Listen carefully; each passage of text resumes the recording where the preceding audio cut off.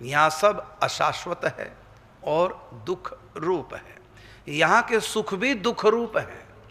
जैसे शादी कर ली, एक सुख है, लेकिन उसके बाद परस्पर नहीं बनती, खर्चे बढ़ गए, जिम्मेदारियां बढ़ गई, टेंशन बढ़ गई। ये टेंशन, जिम्मेदारियां, ये परेशानियां, ये किसका फल था? सुख भोगा। सुख का फल दुख, मूल में दुख है। फिर संतान हो गई, एक सुख आया, उस सुख का के कारण से कितने दुख आए। अब बच्चा रात भर सोता नहीं, नींद नहीं पूरी होती माता पिता की। अब बच्चा बीमार है, अब बड़ा हुआ, अब स्कूल की चिंता, अब उसके फेल पास की चिंता, अब कुसंग में चला गया, अब गलत चक्कर में पड़ गया, अब नशों के चक्कर में पड़ गया, अब टेंशन। ये सब दुख पुत्र के नाम से आए। बस एक सुख हुआ था, क्या?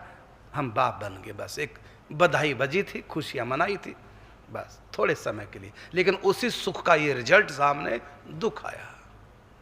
और जब हमारा बुढ़ापा आएगा, वही बच्चे जिनके जन्म की मन्नतें मानी थी, जिनको बहुत बड़ा सुख माना था, जिसके बिना संसार फीका फीका लगता था, अब वो संतान हमारे मरने की मन्नतें मानेंगे। जब खाट से शरीर लग जाएगा ना, तो वही संतानें जिनके जन्म की मन्नतें मांगी थी, वही संतानें हमारे मरने की मन्नतें मानेंगी। संतों के पास जाकर कहेंगे, महाराज कुछ बताओ जो पिताजी का सिर छूटे, तड़फ रहे हैं, उनका तड़फना देखा नहीं जाता।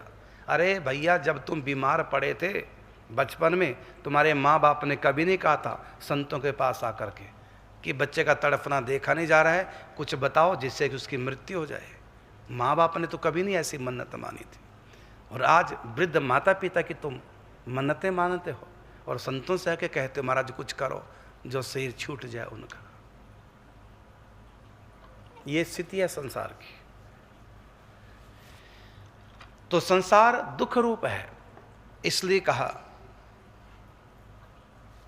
जन्म मृत्यु जरा व्याधि दुख दोषानुदर्शन। गीता में कहा ये जन्म, ये मरण, ये बुढ़ापा, ये दुख, ये रोग,